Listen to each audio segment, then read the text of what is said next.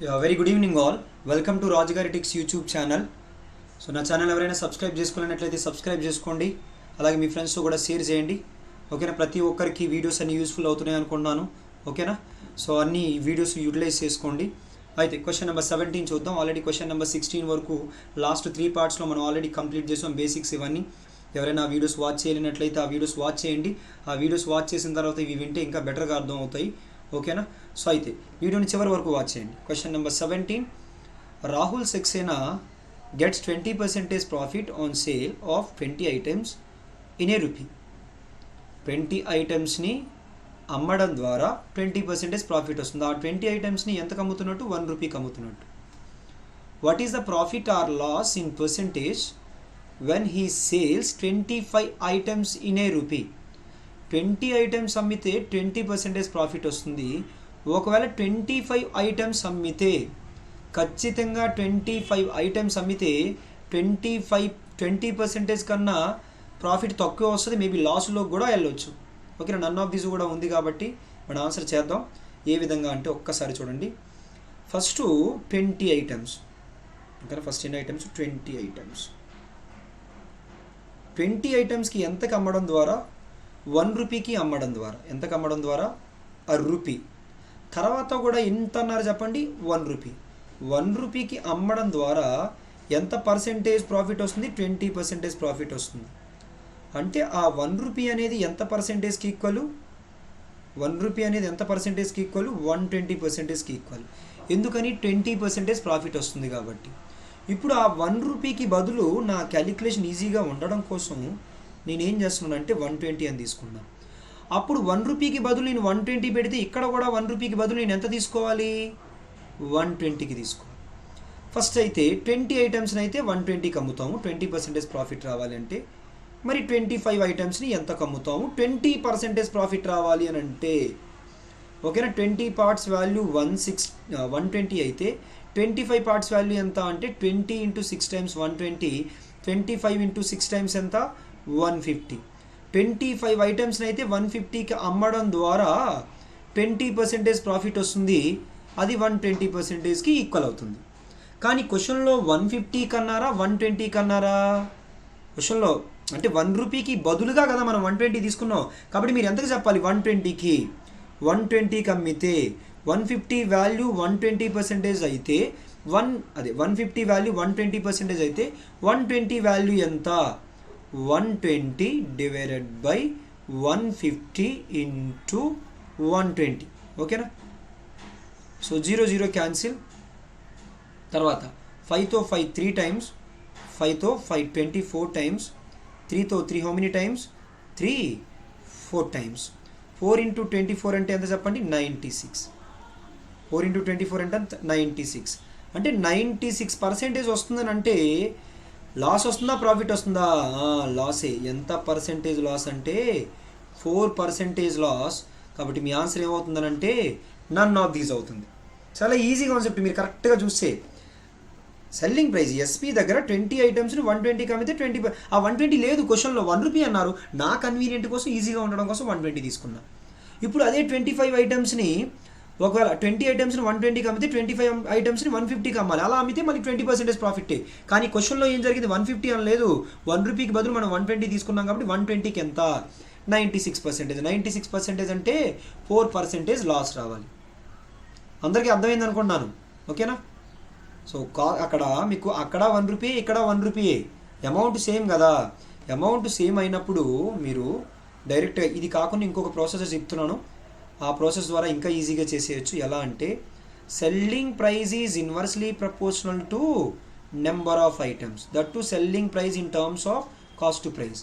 Selling price is inversely proportional to number of items. దాని నుంచి ఏం చెప్పొచ్చు అంటే SP1 డివైడెడ్ బై SP2. ఎందుకంటే మనం నెంబర్ ఆఫ్ ఐటమ్స్ ఎక్కువ ఇచ్చాం అనుకోండి, మన ప్రాఫిట్ తగ్గిపోద్ది, దాని ద్వారా సెల్లింగ్ ప్రైస్ తగ్గిపోద్ది. అంటే N2/N1 అని రాయొచ్చు. ఇప్పుడు SP1 ఎంత అంటే దీని నుంచి 20% ప్రాఫిట్ అంటే 120.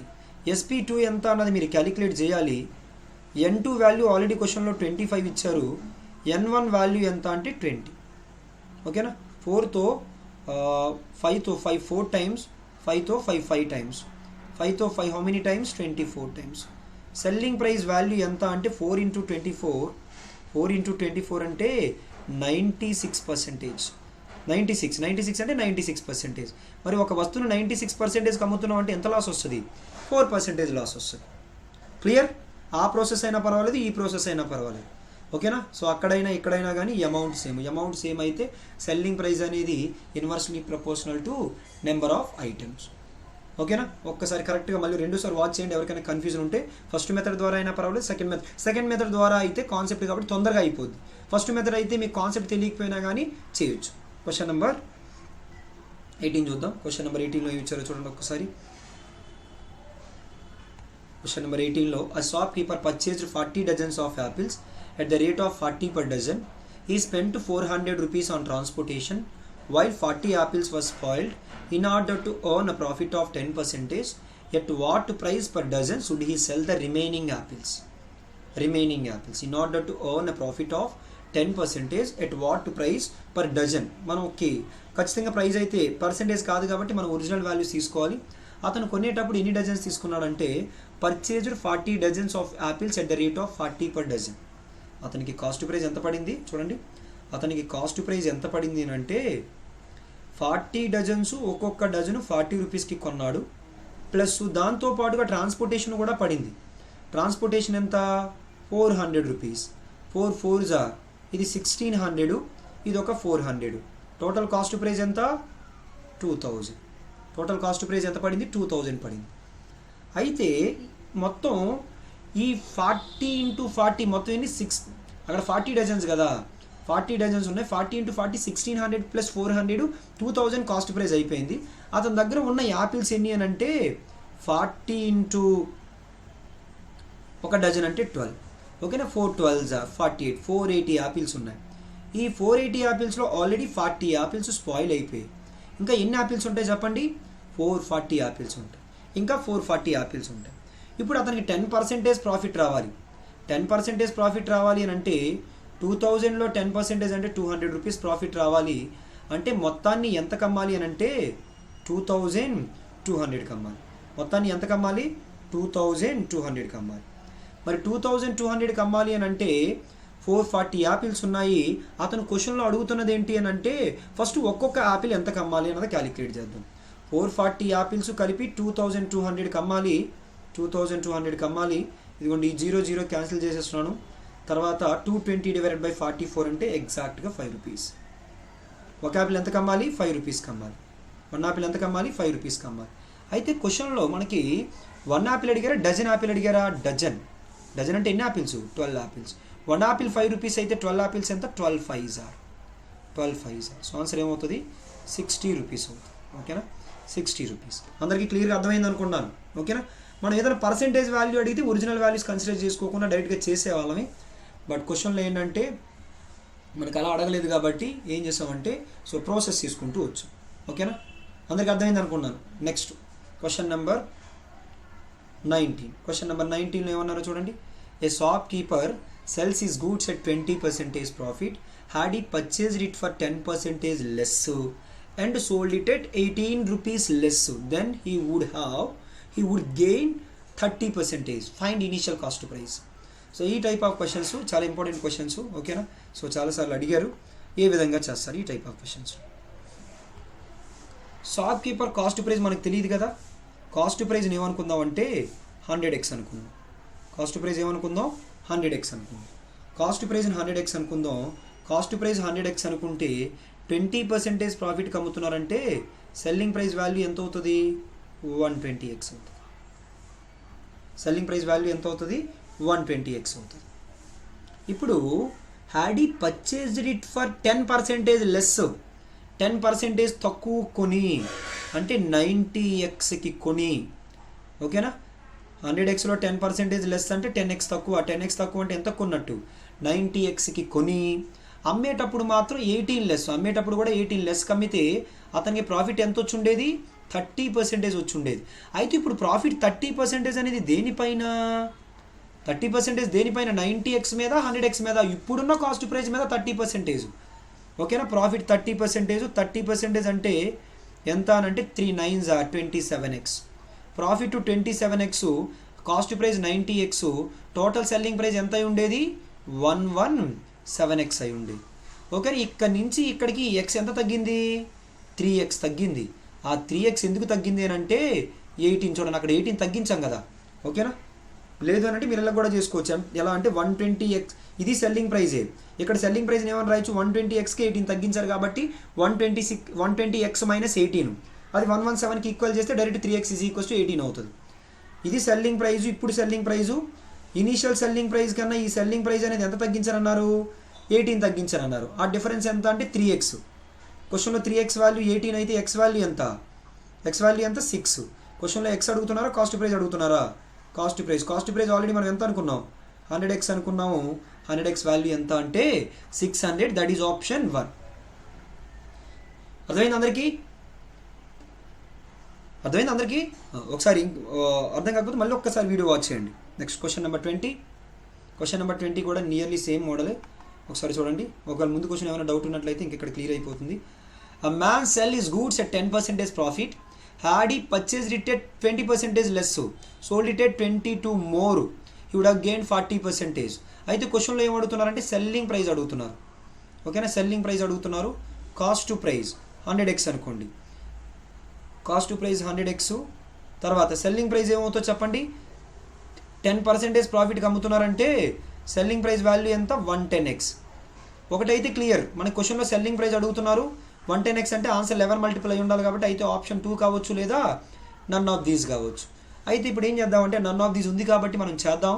ప్రొసీజర్ ఏంటంటే ఒకవేళ 20% తక్కువ కొని 20% తక్కువ కొనడం అంటే ఎంత కొన్నట్టు 80xకి కొని 20% తక్కువ కొనడం అంటే 80xకి కొని అమ్మేటప్పుడు ఎంత పర్సెంటేజు అమ్మేటప్పుడు 22 మోర్కి అమ్మడం వల్ల అక్కడ కన్నా ఇక్కడ 22 ఎక్కువకి అమ్మడం వలన అతనికి ఎంత పర్సెంటేజ్ ప్రాఫిట్ వస్తుందంటే 40% ప్రాఫిట్ వస్తుంది.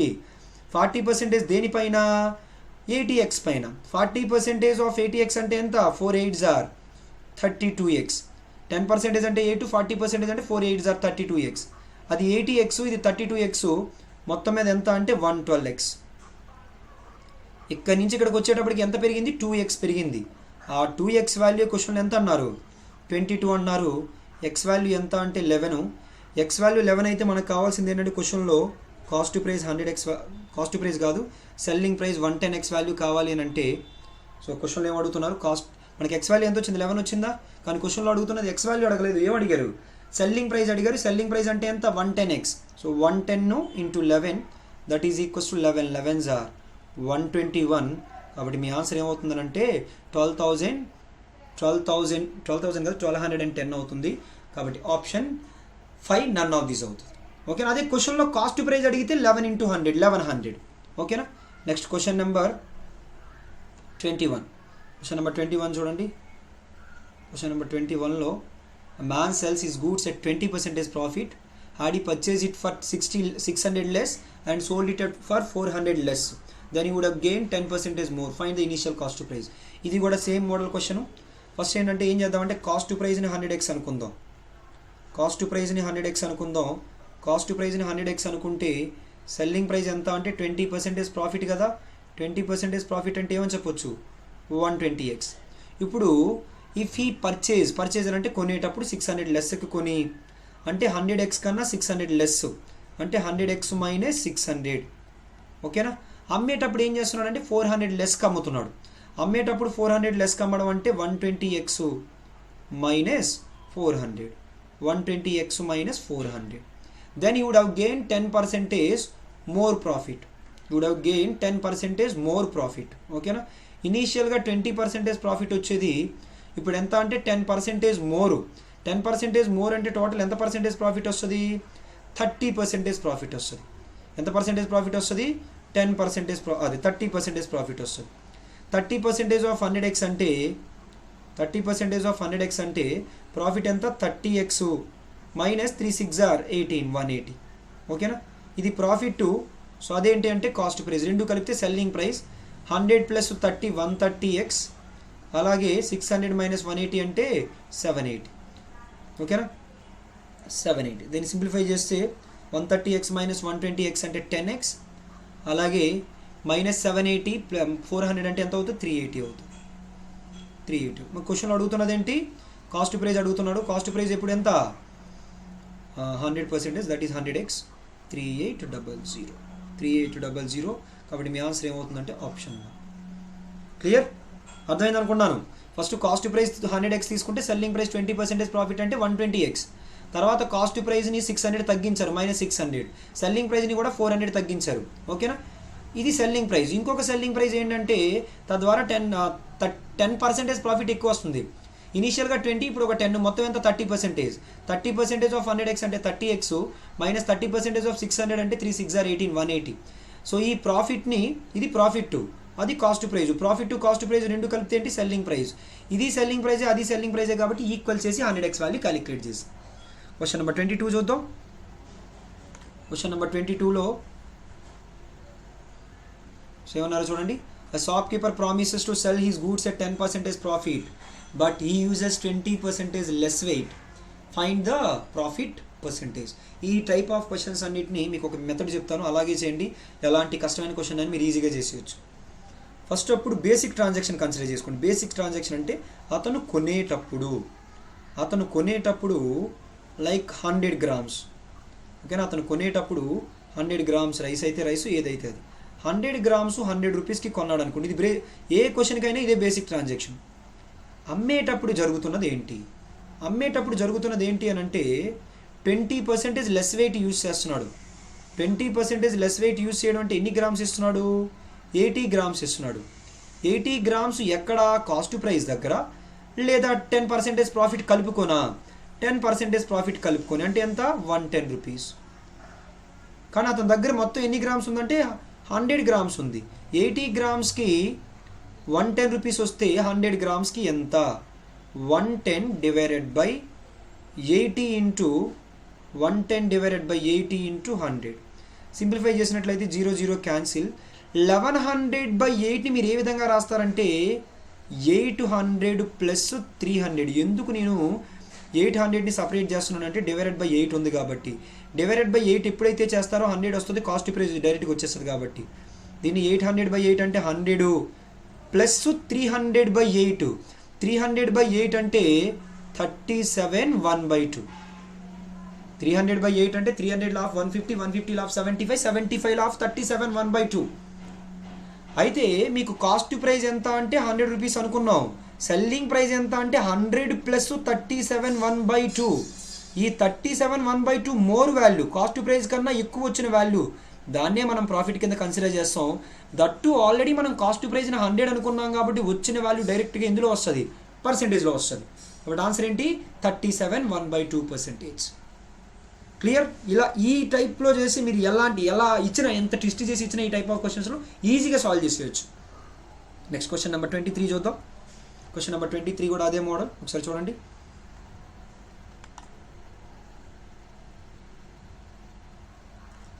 A dishonest shopkeeper makes a cheating of 20% at the time of buying the goods and 40% cheating at the time of selling the goods. Cheating దేని మీద చూసుకోవాలి మీరు కరెక్ట్గా. కొన్నిసార్లు చీటింగ్ ఆన్ అమౌంట్ అంటారు, కొన్నిసార్లు చీటింగ్ ఆన్ గూడ్స్ అంటారు.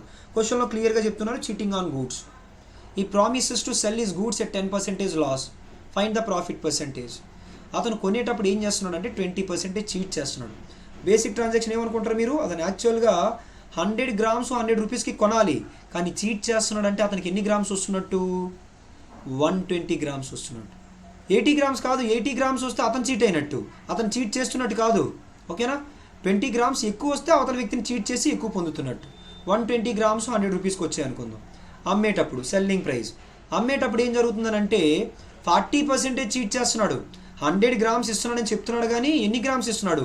60 grams ఇస్తున్నాడు. ఈ 60 grams ఎక్కడ ఇస్తున్నాడు? 10% లాస్ దగ్గర. అంటే ఎన్ని రూపీస్కి ఇస్తున్నాడు? 90 రూపీస్కి ఇస్తున్నాడు. 60 grams 90 రూపీస్ అయితే అతని దగ్గర ఉన్నవి ఎన్ని గ్రామ్స్? 120 grams. 60 grams 90 రూపీస్ అయితే 120 grams ఎంత? 60 grams 90 అయితే 60కి డబల్ 120, 90కి డబల్ ఎంత? 180 రూపీస్.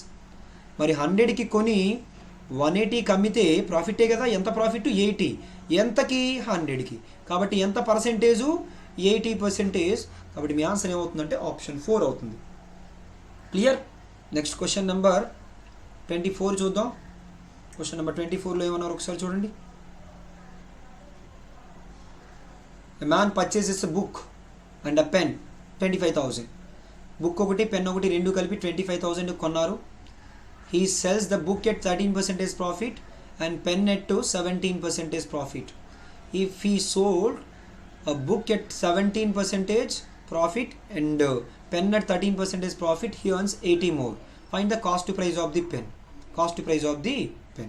మామూలుగా అయితే ఏం జరిగిందంటే ఫస్ట్ 13% ప్రాఫిట్కి దేన్ని అమ్ముతున్నాడు, బుక్ని అమ్ముతున్నాడు, పెన్ అని 17% ప్రాఫిట్కి అమ్ముతున్నాడు. ఒకవేళ అతను అలా కాకుండా 17% ప్రాఫిట్కి బుక్ని అమ్మి 13% ప్రాఫిట్కి పెన్ నమ్మితే అతనికి 80 రూపీస్ ఇనీషియల్గా వచ్చే ప్రాఫిట్ కన్నా 80 మోర్ వచ్చేదంట. ఓకేనా? అయితే ఇప్పుడు చూద్దాం. ఫస్ట్ క్వశ్చన్లో టోటల్ కాస్ట్ ప్రైస్ని నేనేమనుకున్నానంటే బుక్ యొక్క కాస్ట్ ప్రైస్ 100B అనుకున్నాను. ఓకేనా? తర్వాత నెక్స్ట్ ఏంటంటే పెన్ యొక్క కాస్ట్ ప్రైస్ని 100P అనుకున్నాను. మొత్తం మీద ఈ రెండు కలిపి ఎంత అనంటే 25,000. ఇప్పుడు మామూలుగా అయితే 13% ప్రాఫిట్కి దేన్ని నమ్మారు, బుక్ నమ్మారు. ఇప్పుడు ఎంత 17%. ఇక్కడ ఏంటి పెన్నుని 17% ప్రాఫిట్కి అమ్మారు, ఇక్కడ పెన్నును 13% ప్రాఫిట్. ఇక్కడ వచ్చే అమౌంట్ కన్నా ఇక్కడ వచ్చే అమౌంట్ ఎంత ఎక్కువ, 80 ఎక్కువ. నేనేం చేస్తున్నానంటే ఇక్కడ నుంచి ఇది మైనస్ చేస్తున్నాను. ఇది ఇక్కడ ఉన్న వాల్యూ దీనికన్నా 80 ఎక్కువ కదా. ఆ రెండు డిఫరెన్స్ చేసేటప్పుడు మనకి ఏమొస్తుంది, 80. తర్వాత ఇక్కడ 17% ఆఫ్ బీలో నుంచి, అదే 117% ఆఫ్ బీలో నుంచి 113 తీసేస్తే ఎంత పర్సెంటేజు, 5%.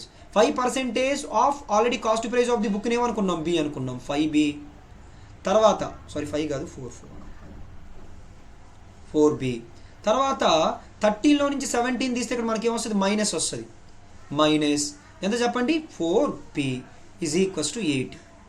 సో పై దాని నుంచి మనం ఏమని రాయొచ్చు అంటే book plus pen is equals to 250 అని రాయొచ్చు. అది 100B 100 కాదు, బుక్ పెన్ను డైరెక్ట్ కాస్ట్లు కాదు అవి, B ప్లస్ P 250. అలాగే B మైనస్ Pని ఏమని రాయొచ్చు అంటే 80 డివైడెడ్ బై 4. 80 డివైడెడ్ బై 4 అంటే ఏమని రాయొచ్చు, 20 అని రాయొచ్చు. ఇందులో మీకు కావాల్సింది ఏంటంటే cost price of the pen. ఎప్పుడైనా ఈ టైప్ ఆఫ్ ఈక్వేషన్స్ మీకు కనిపించినప్పుడు మీరు మళ్ళీ ఇలా సాల్వ్ చేయనక్కర్లేదు.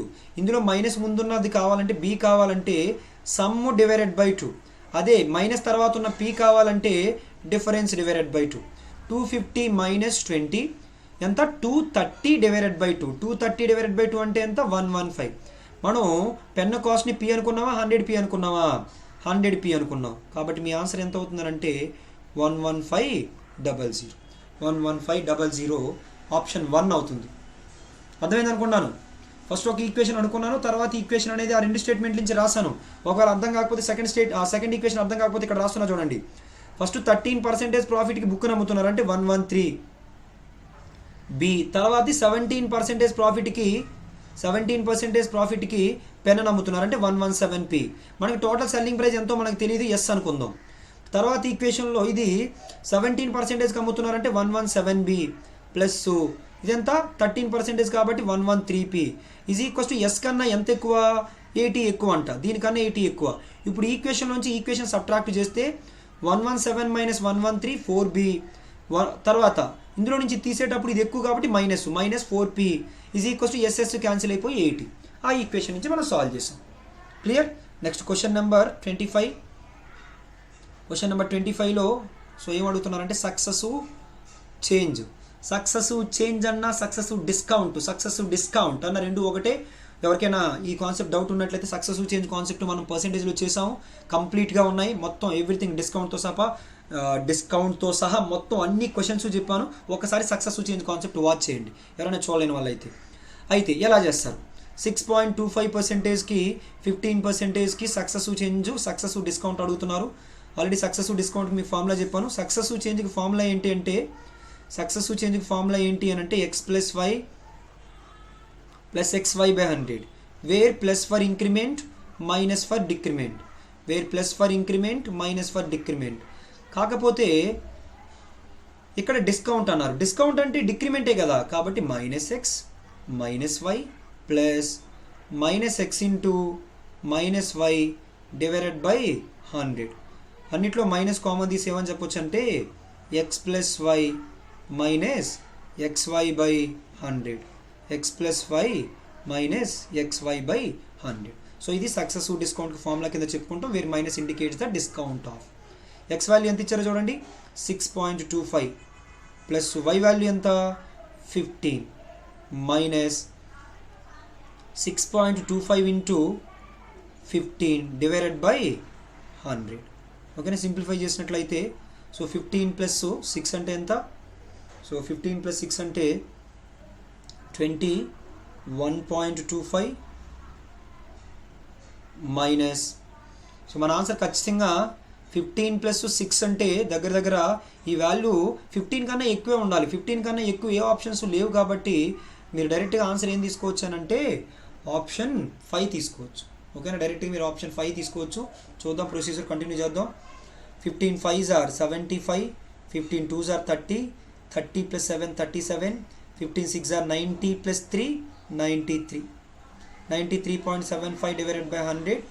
సో ఫైనల్గా 21.25 మైనస్ 0.9375.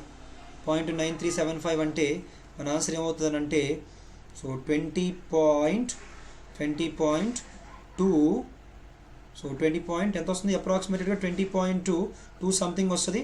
సో ఆ క్యాలిక్యులేషన్ ఫిల్ చేయండి, ఎందుకనంటే మనకి ఆప్షన్లో ఎలాగో కన్ఫర్మ్ అయిపోయింది కాబట్టి నన్ ఆఫ్ దీస్ అని. సో అది చేయండి. నెక్స్ట్ క్వశ్చన్ నెంబర్ 26 చూద్దాం. క్వశ్చన్ నెంబర్ 26 కూడా సక్సెసివ్ డిస్కౌంట్ ఇచ్చారు, కాకపోతే 3 వాల్యూస్ ఇచ్చారు. 3 వాల్యూస్ ఇచ్చినప్పుడు ఏం చేస్తారు, 100 రిఫరెన్స్ తీసుకొని చేస్తారు. 3 వాల్యూస్ ఇచ్చినప్పుడు ఫార్ములా ఏమి మనం తీసుకోలేదు కాబట్టి 100 రిఫరెన్స్ తీసుకొని చేయండి. మీ దగ్గర 100 ఉందనుకోండి, 100లో ఫస్ట్ ఎంత పర్సెంటేజ్ తగ్గించాలి. మీరు ఈ డిస్కౌంట్ చేసేటప్పుడు కూడా కష్టంగా ఉన్న వాల్యూని మీరు డిస్కౌంట్ అనేది ఫస్ట్ 10 15 12 తీసుకున్నా లేదా 12 15 10 తీసుకున్నా ఎటు నుంచి ఎటు తీసుకున్నా మీకు ఒకటే ఆన్సర్ వస్తుంది. కాబట్టి కష్టమైన వాల్యూస్ ముందు తీసుకుంటే మీకు ఈజీగా అయిపోద్ది. అందుకని నేను ఏం చేస్తున్నాను అంటే ఫస్ట్ 12% డిస్కౌంట్ తీసుకున్నాను. 12% డిస్కౌంట్ అంటే -12, 100లో నుంచి 12 తీస్తే 88. ఆ తర్వాత నెక్స్ట్ 15% అప్లై చేస్తాను. 15% అంటే 10% అంటే 8.8, 5% అంటే 4.4. So 8.8 plus 4.4 is equals to 13.2. So 13 discount ఇస్తే 88లో నుంచి 13 తీస్తే 75, అలాగే 0.2 తీస్తే 74.8. సో ఆ తర్వాత మళ్ళీ ఎంత పర్సెంటేజ్ 10%. 10% అంటే ఎంత 7.48. ఓకేనా, ఈ 3 వాల్యూలు కలిపితేనే మన డిస్కౌంట్ కాబట్టి 12 ప్లస్ 13.2 ప్లస్ 7 మైనస్ 4 8. సో ఫైనల్గా మనకి 6 8 ఉండాలి ఆప్షన్లో, ఒకటే ఆప్షన్ ఉంది కాబట్టి సో ఆప్షన్ ఏని మీరు కన్ఫర్మ్ చేసేయచ్చు. 12 ప్లస్ 13 అంటే 25 ప్లస్ 7 32, 32.68%. ఓకేనా, సో 100 రిఫరెన్స్ సక్సెస్ చేంజ్ ఏ విధంగా అయితే చేసాం అదే విధంగా చేసాం. డిస్కౌంట్ అంటే డిక్రిమెంట్ కాబట్టి డిక్రిమెంట్ తీసుకుందాం. ఓకేనా, నెక్స్ట్ క్వశ్చన్ నెంబర్ 27 చూద్దాం.